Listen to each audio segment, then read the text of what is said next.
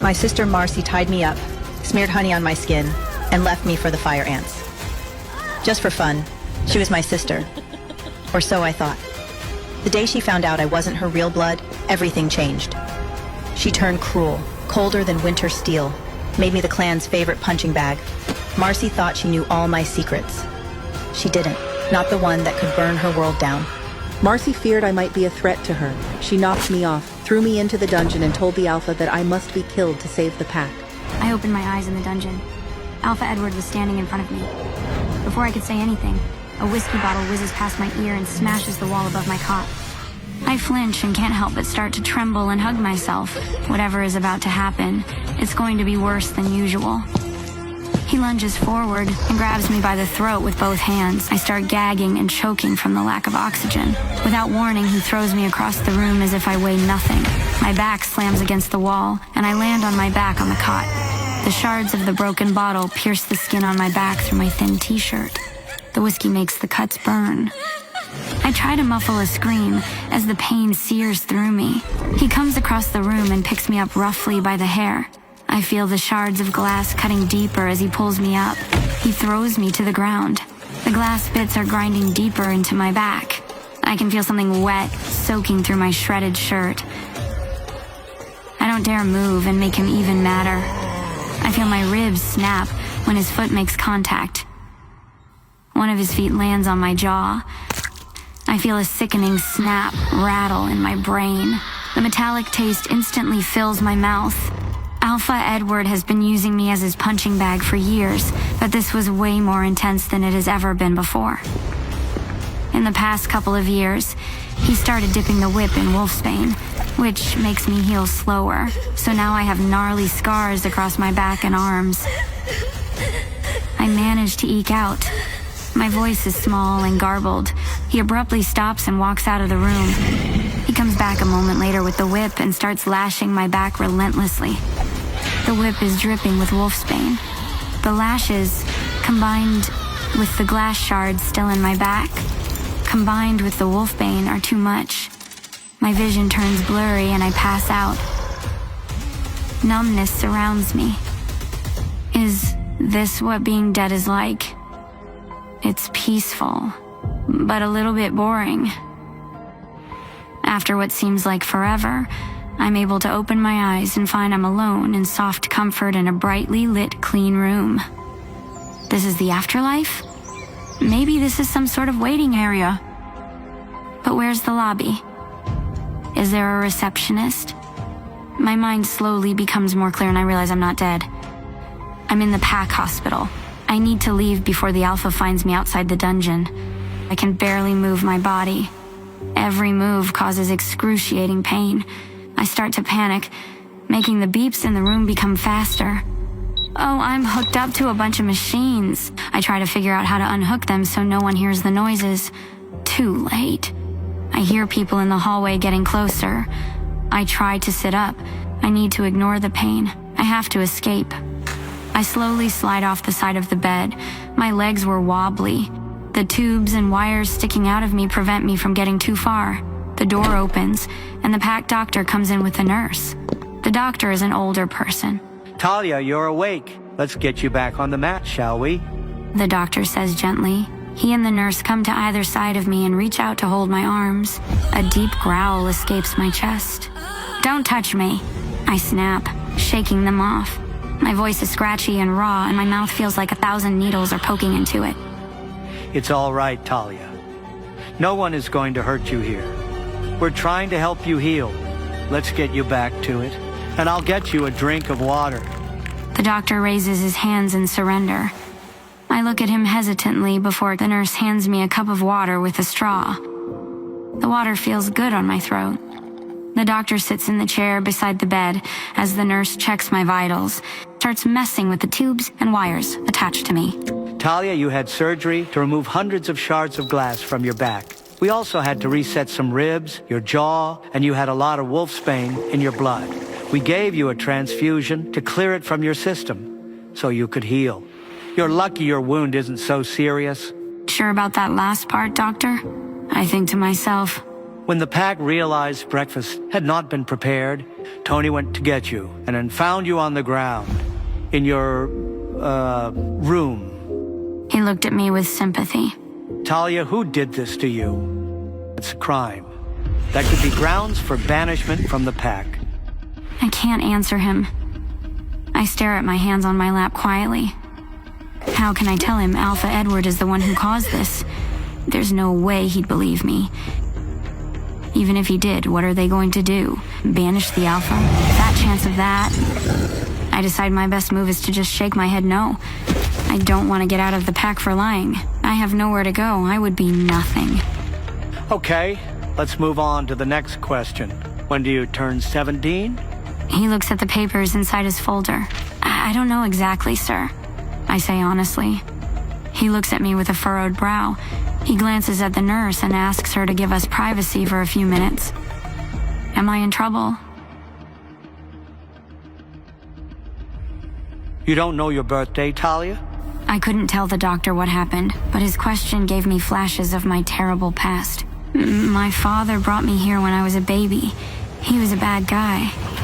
Alpha Edward, well, I feel my face burning with embarrassment.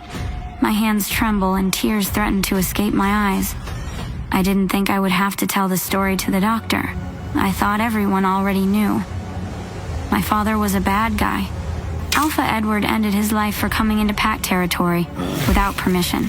They didn't realize he was carrying a baby until they unzipped his jacket and saw I was tucked inside. It was a miracle I survived. Since I was just a baby, they couldn't just get rid of me, but they didn't know anything about me. I was wrapped in a blanket that had the name Talia embroidered on it. So that is what they called me. My father could have been a kidnapper for all I know. The doctor nods, looking at me with pity, almost like he cares. He asks me a few more questions about my medical history. There's nothing to speak of. I don't remember ever being treated by a doctor before. He closes the folder and tucks his pen into his shirt pocket. Well, I know you haven't had a chance to look in the mirror yet, but when you do, you may find you look a little different. Don't be alarmed. I've done as many tests as I could think of, and it is not medically related. Yes, sir? I assume he means I'm healing faster, but why did he need me to look in the mirror? Why not just tell me? I look at the nurse who is staring at me. When she realizes I caught her, her eyes dart away. What's that about? Okay, lady. Rude? I'll leave you now. You can go in the bathroom and wash up. Just take that pole with the IV solution with you. You need to leave the hospital gown on until your back heals. All right? Yes, ma'am. Thank you, Diane. She nods and leaves the room. It's the first time in my life people have been kind to me. I mean, I think it's part of their job, but still. All I have known so far were insults, physical misery, and hard work. Never any kindness. Never any. I feel like I can trust the doctor, but I'm still wary of Nurse Diane. The way she stared at me just now makes me uncomfortable. I pick up the duffel bag and go to the bathroom. I can't avoid it anymore. I need to look in the mirror. I finally worked up the courage to take a peek. What I see makes me drop the toothbrush. My face is still covered in bruises, but that's not what made me drop the toothbrush. The iris of my left eye is violet, not like a shade of blue that could be a little purple in the right light. No, my right pupil is still the drab gray I'm used to, but my left pupil looks crazy. I blink my eyes hard a few times. Still the same. I tried rubbing my eye, but it doesn't make a difference. There's no mistaking it. My eye is bright, practically glowing. Violet. The 2 days seem to last forever. I'm not complaining, though. I've never gotten so much in my life, and as a bonus, I get 3 meals a day. 3. I keep looking in the mirror. I can't get over how weird my purple eye looks. I wake up on the second day and go to the bathroom to freshen up. I stare at myself in the mirror for the millionth time. My left eye is still violet, Now my right eye seems like it's starting to turn violet as well. There was nothing I could do about it, so I decided to try not to worry. Since Red Moon is a pretty big pack, we have a high school on pack territory. The library has a really big werewolf lore research section. I will do some research during lunch. As I tilt my head to the side to brush my hair, I notice a chunk of my hair has changed color. Instead of my normal mousy brown, it is silvery gray. Okay, seriously now, and what is going on? What is happening to me? Is this a trick? Is there bleach in the shampoo or something? If it is a trick, it isn't funny. I pick up the bottle and smell it. It smells like strawberries, not bleach. Weird. I have never heard of a wolf's eye or hair color changing when they are coming of age, but that's what the doctor thinks is happening. Diane comes in just after lunch with paperwork and pamphlets for me. She hands me another little bag. Just a little something to help you stay incognito until you are finished healing. Thank you for everything. There's a round hat in the bag. How do I look? I ask as I model them for her. She giggles at my poses. You're a star, darling. Maybe she isn't so bad after all. She gives me a gentle hug and sends me on my way. I have another 2 hours before I need to start prepping dinner. I decided to take my new clothes to my room and clean up the mess down there before this. Something smells different as I walk down the hallway of the dungeon. Instantly, I freeze. I hear 2 sets of footsteps coming down the hall. I can smell Alpha Edward's scent getting closer. Instinctively, I scramble and stand in the middle of the room just as they get to the doorway. He leans against the frame and crosses his arms. I can feel my whole body tremble as he stares. My eyes are glued to the ground. I do not want him to see my new eye color shining through. Can I help you, Alpha Edward? That little stunt you pulled cost me a lot of money. And when you cost me money, you cost my whole family money. And do you know how disgusting the food has been for the past 2.5 days? I just nod, still looking at the ground. I'm not trying to argue with a lunatic. It isn't my fault I had to have surgery. He's the one who broke a bottle and threw me into the broken pieces. If he hadn't, I would have been just fine. I would have been able to bounce back the next day and make breakfast like I was supposed to, even if I was banged up. You owe me, Talia. You'll work in the pack house until you pay back every cent for the rest of your life if necessary. No more school. You don't need education to cook and clean. He uses his alpha tone. I cannot disobey. With those words, the small flame of hope in my heart extinguishes. I don't get paid, so I don't know how I could ever pay back any debt. Luna Layla told me years ago that the room in the dungeon was payment enough for my services. I am less than an Omega now. I am a slave. Marcy, teach her a lesson for wasting our money. Yes, Alpha. Tears stream down my face as the reality of my fate sets in.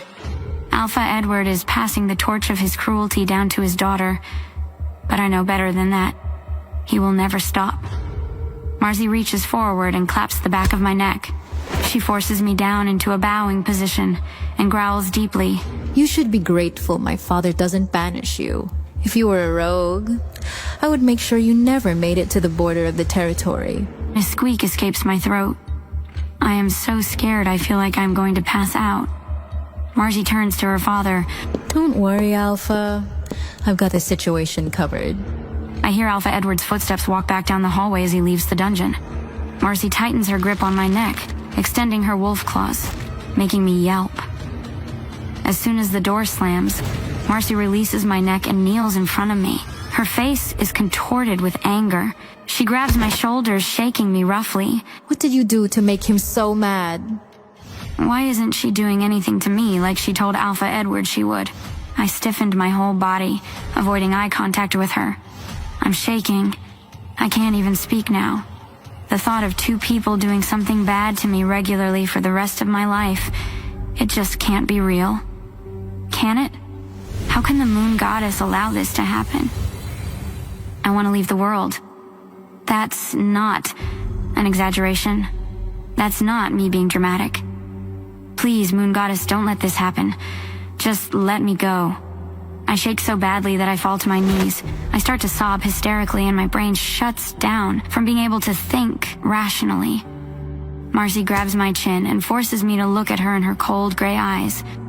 She looks at me in horror for a moment. What happened to your eyes? She moves her hands up from my chin to just below my eyes. It feels like her hands are trembling against my face. Are you a mixed blood or something? All I can manage is to shake my head no between sobs. As I shake my head, I feel her starting to press her thumbs against my lower eyelids, obstructing my vision. Oh no, she's gonna poke my eyes out. She saw the violet color. She was going to blind me. I place my hands on top of her, trying to push her away. I hear myself screaming, "No, stop! Don't take my eyes out, please!" For just a moment, time freezes.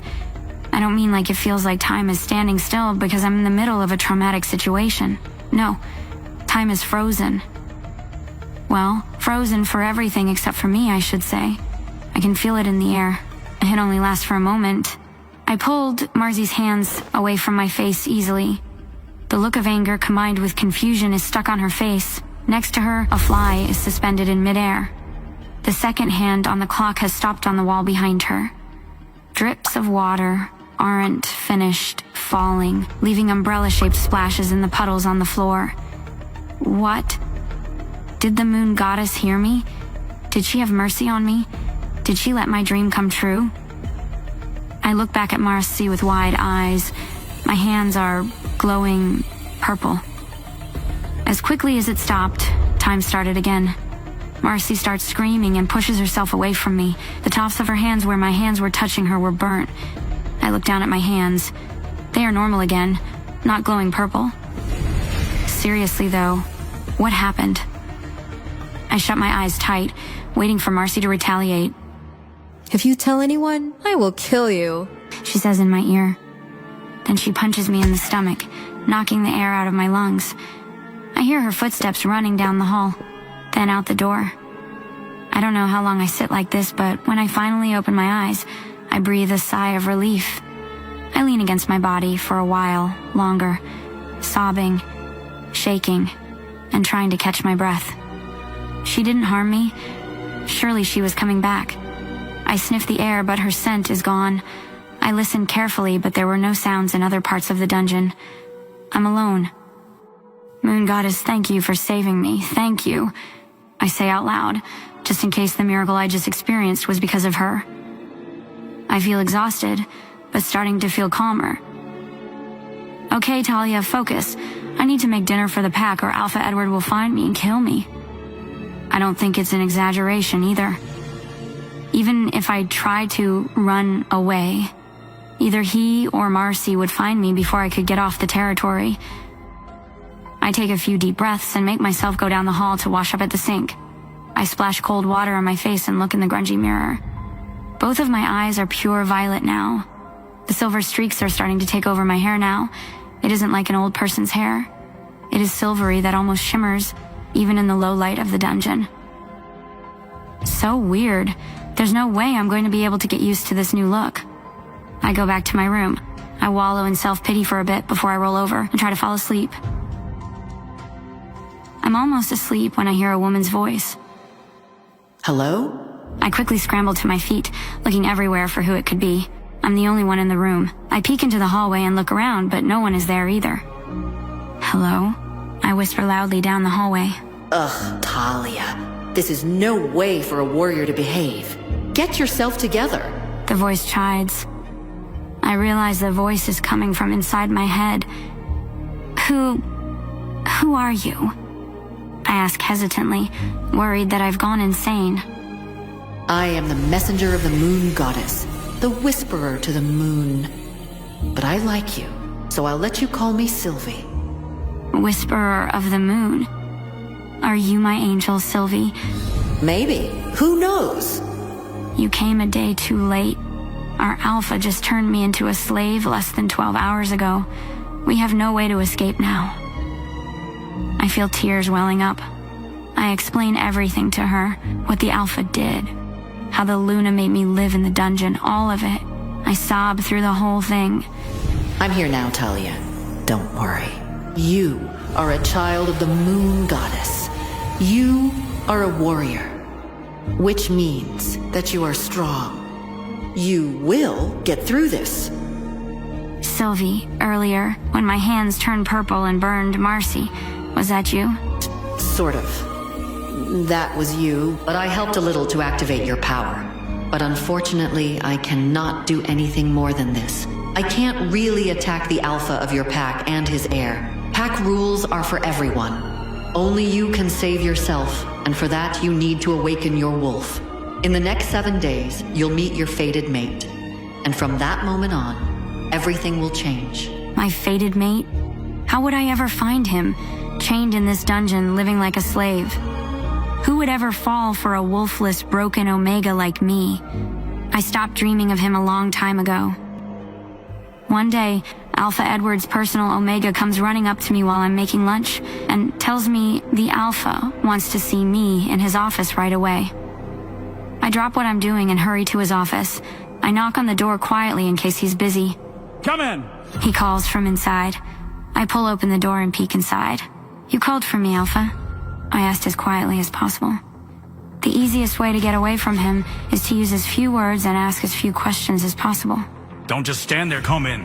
He snarls. I rush inside and close the door behind me. I stay as close to the door as possible in case I need to make a run for it. Talia, we have a delegation coming from the Dark Howlers pack next week. 20 wolves in total. All of their ranked members, their mates, the heads of their security and guards, and security detail for all of them. If all goes well, we'll be forming a pact with them. They must be treated with the utmost respect and courtesy. Prepare food for the guests. And remember, Alpha Daemon could be a potential match for Marcy. This is business, not a family dinner. Don't screw it up. Keep their pantry stocked and stay out of the way. Got it? I look up from under my hat, still keeping my face low enough that he can't see my eyes. Yes, even after almost 2 months, he still hasn't noticed that I have purple eyes. Or if he has, he hasn't pointed it out. He also hasn't said anything about my silver hair, which is just fine with me. Yes, sir. Everyone will be here on Monday. Except for the Alpha, who's coming Tuesday.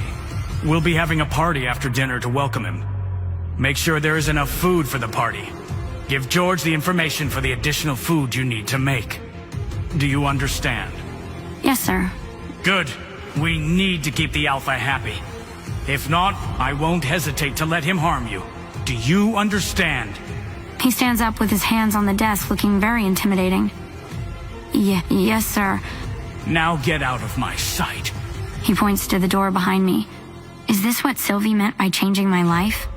I'm working twice as hard for the same misery. Seriously, Sylvie? I scramble out of the room as fast as possible to find George. George is in charge of ordering supplies for the pack house. He should be in his office right now. My mind is already churning through the special foods to make, and the groceries I need for them. I also need extra supplies for the guest suite pantries. I wonder what kind of foods the Dark Howlers pack likes. Dark Howlers is the largest pack in the northern region, with my pack, Red Moon, being the second largest. Alpha Edward says Dark Howlers is vicious and strict. Most of their pack has served in the military at one point or another. They employ dark magicians and witches to help them keep power over neighboring packs. I wonder if they're going to bring any dark witches here. I hope not. I also hear their Alpha expels pack members who fail training tests because he doesn't want weak wolves in his pack, a guy I don't want to cross paths with. I get to George's office and knock on the door. I can hear noises coming from inside, but he doesn't answer. I knock a little louder. What the hell? He has to know I'm here. He knows my scent. Just tell me to come in already. I don't like this guy, Talia. He's creepy. He stares at you. Well, we don't have a choice but to work with him, Sylvie. He's the money. Fine, but let's make it quick. I knock again, more impatiently this time. What is it? He finally growls from inside. I open the door to find there's a female wolf sitting on his desk. She hides her face in his chest. I can't see who she was, but there is no denying whose scent it is. George is not wearing any pants and he is sweating. Get the hell out, Talia. I'm busy here. I stand there wide-eyed, jaw slack for a moment. I can't be seeing this. George is having a fun time in his office with Marcy. Get out, Talia. What the hell did I just see? Marcy is supposed to marry Alpha Damon, and she's sneaking around with George? And Omega? Is everyone in this family retarded? He yells louder. I come to my senses and slam the door closed. I run back to the kitchen as fast as I can. I can feel the drip of sweat down my face. If anyone finds out what I just saw, I am finished. Sylvie thinks it's hilarious. She laughs in my head throughout lunch preparation. I'm just trying to erase the scene from my mind. I'm about to take the platters out to the dining room when George comes charging into the kitchen. He makes a beeline for me and grabs me by the throat. I can feel his claws extending into my neck, drawing blood. You understand, you little monster? I'm paralyzed with fear. I can't answer. I can't even nod. Suddenly, I feel like I'm falling backwards in my mind. I blink quickly a few times. It feels like I'm looking out of someone else's eyes. Let her go. The voice comes from me, but it isn't my voice. It's Sylvie. Her voice booms and sounds almost ethereal. The dishes on the counter shake as she growls deeply at George. I watch helplessly as my hands glow violet and grab George's wrists. As I grab him, his eyes widen in fear, and he starts howling in pain. A sizzling sound comes from where my hands connect with his skin. He quickly releases my neck, and we both fall to the ground. How are you doing this? What are you, Talia? I stand up, feeling much taller than my 5-foot-tall frame. Sylvie's voice booms from me. I am a warrior child of the moon goddess. And if you tell anyone what has happened here today, I will make you suffer. George scoots back on his backside away from me, wide-eyed, then clambers up and runs away as fast as he can. Suddenly, I come back into my normal state of mind, and I fall back to the ground, exhausted. My hands are no longer glowing, but they feel like they are on and full of static electricity. Sylvie, what was that? I couldn't help it. He was threatening you. Okay, but what was with the glowy purple burnt hands thing? That's not normal. Talia, we've been through this. You are a child of the moon goddess. You are special. There is more too, you will see, after we shift for the first time. Until then, I'm not strong enough to show you. Besides, it isn't like I hurt him badly. His wolf will heal him before he is back in his office. I do. Wait, you mean the moon goddess is my actual mom? Like she gave birth to me specifically? Not just like mother of all werewolves because she created us a gazillion years ago? That's what I've been saying since I came. It's not my fault. You didn't believe me. I picked up a towel to wipe the stain from my nose. Sylvie is already healing me from the break, but my face is going to be bruised for a couple of days. I pull my hat down low so no one can see the bruises, then pick up the first 2 platters and rush out to the dining room. Once all the platters are out, I make a list of all the extra supplies I need and put it in the box hanging outside George's office. That way, I don't have to face him again. I clean up the dining room after lunch and still have about 45 minutes until I have to start dinner.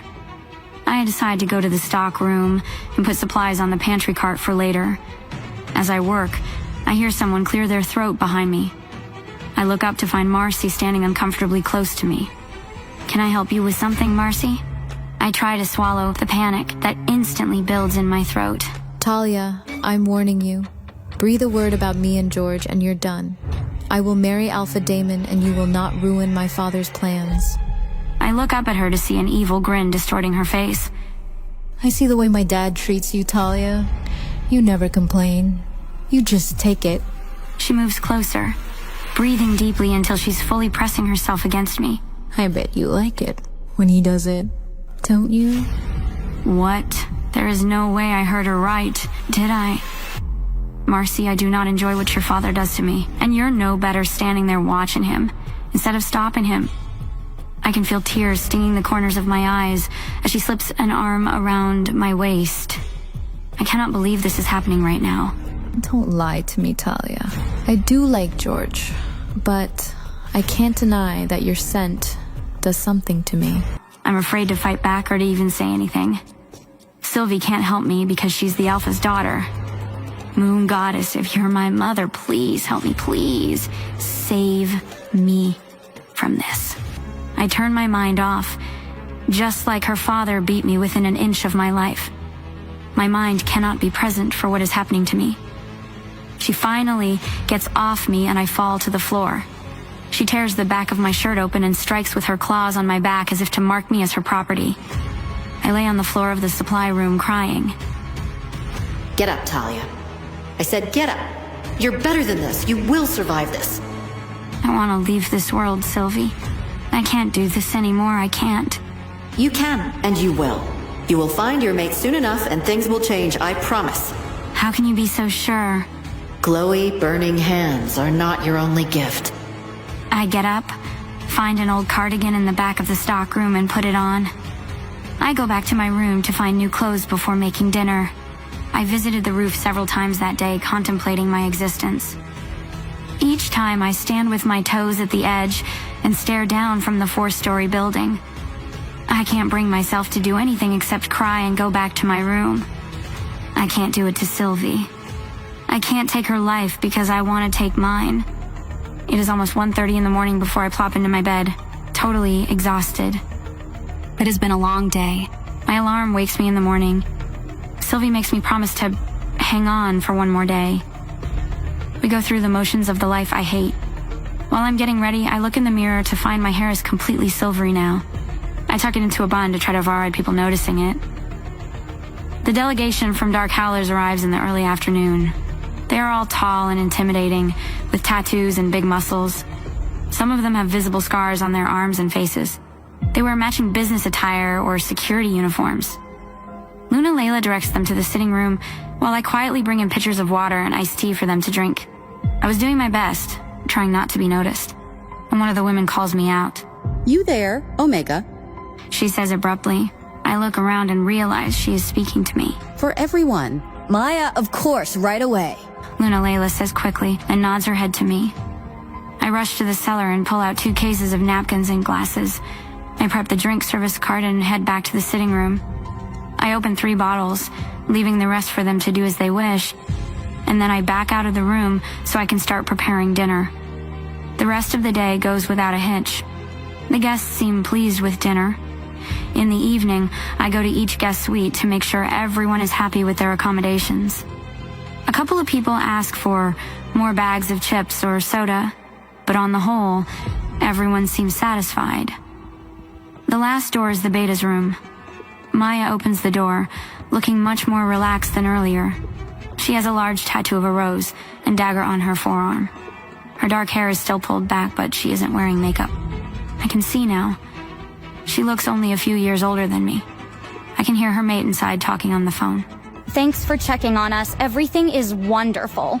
The flowers are a beautiful touch. You have good taste. She smiles at me. I bow to her slightly, then turn to leave. Wait, what's under your hat? I stop in my tracks and turn around.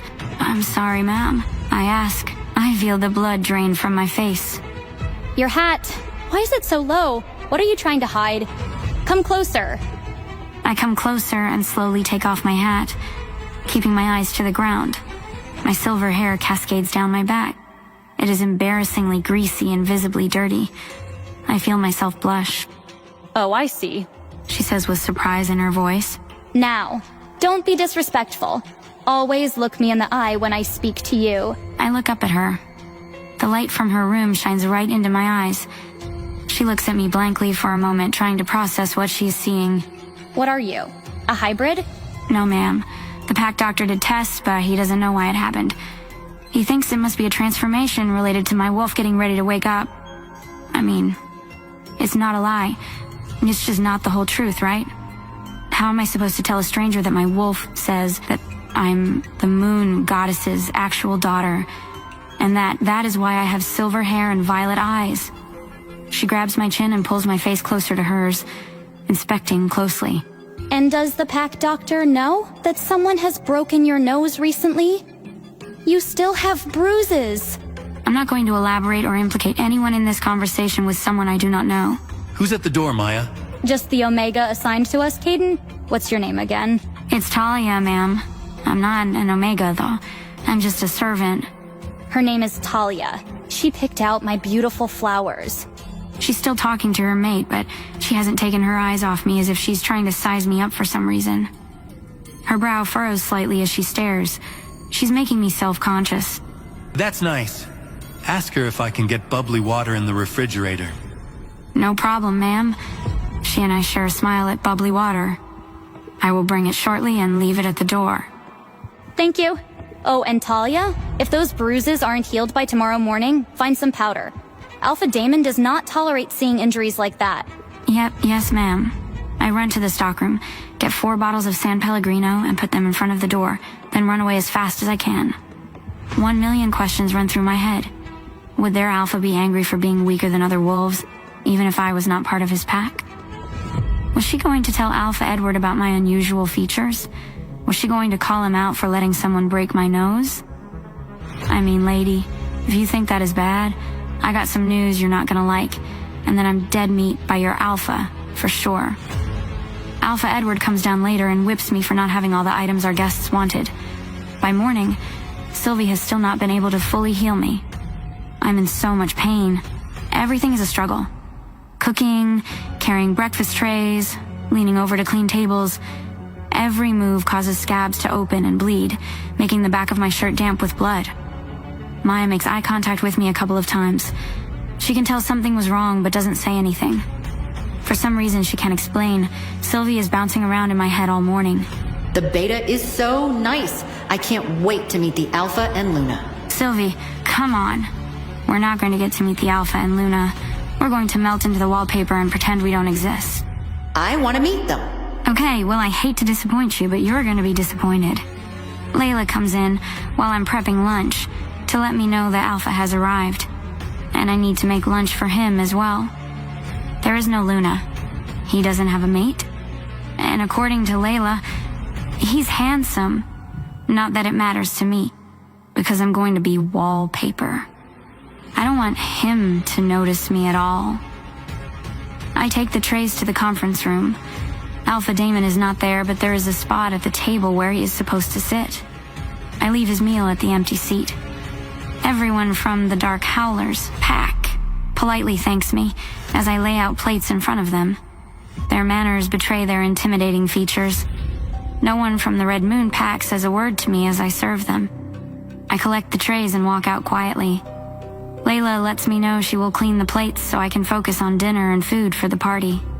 I go to the kitchen, but need a minute to collect myself before I get started on dinner. I go out the back door and stand on the stoop. In the distance, I don't recognize him.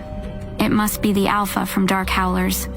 He is too far away from me to see his actual features, though. All I can see is a tall figure with dark hair and a suit. It smells like...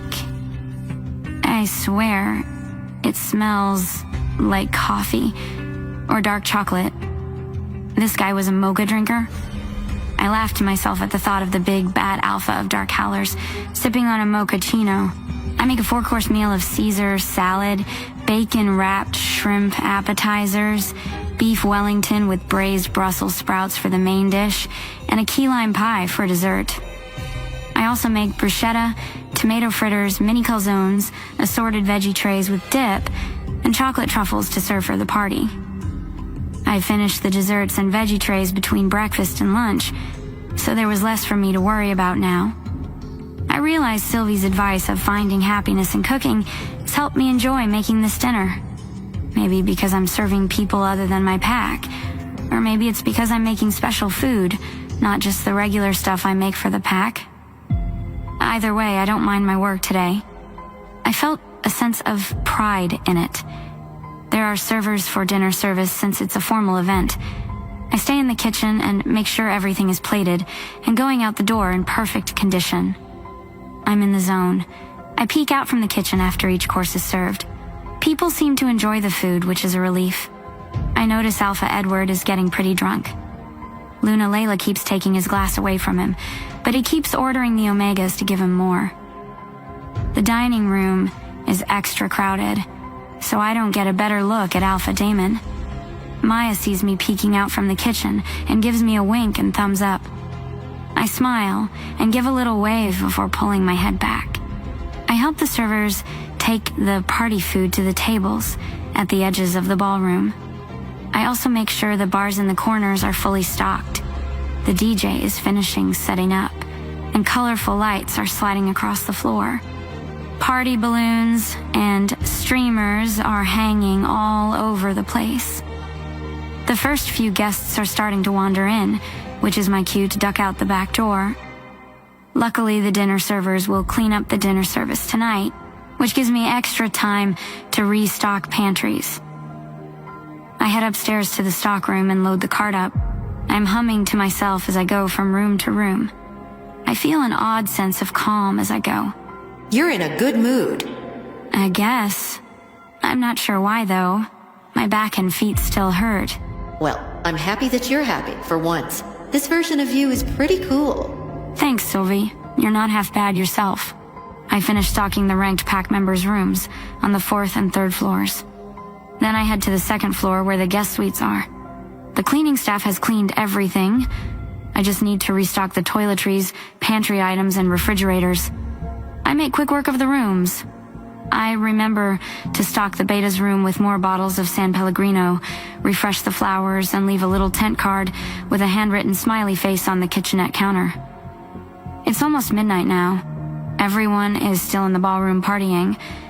I close the door to the beta's suite and move to the alpha's suite door. It's the last room left for the night. I know he's at the party too, but I knock first, just in case. I lean my ear against the door. I don't hear a reply. I slip the key card in the slot and open the door, but the moment I looked inside, my heart stopped, and I froze. Standing there was the most handsome werewolf I've ever seen in my life. Easily 6 foot, 6 inches tall, looked to be about 250 pounds of solid muscle with the broadest shoulders, but he wasn't alone. An icy blonde stood in front of him with her hands undoing his belt. The smell of coffee and dark chocolate filled the air, and my mind went hazy as I froze, seeing 2 piercing blue eyes staring back at me. "Stop!" he shouted. "Is this it? Is this the day I die?" I wondered. I was only doing my job, but that did not change the fact that I had witnessed something that should not have been seen. Before I could move, he lunged forward and roughly pinned me against the floor outside the room with a low growl. He placed both hands on my shoulders, preventing me from escaping, put his face against my neck, and inhaled deeply.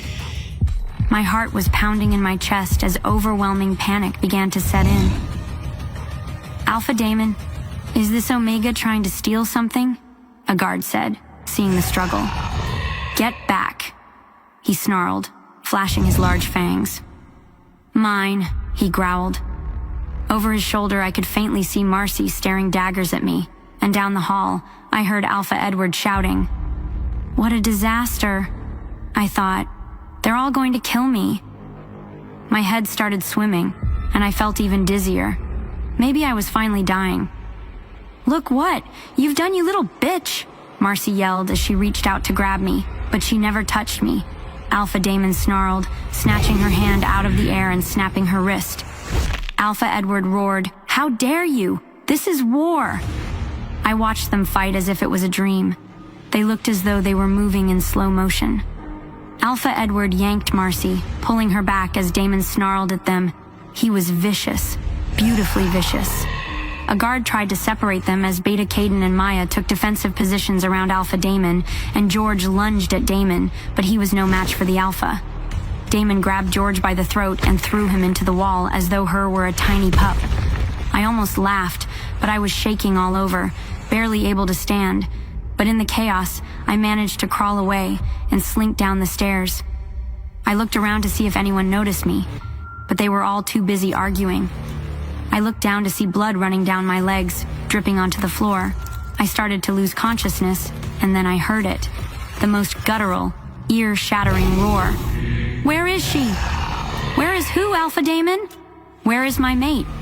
Is it possible? Is Talia truly Damon's fated mate?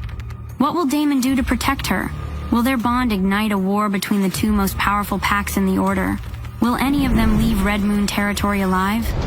To listen to the full audio series, install the Pocket FM app now. Pocket FM. Download the app now.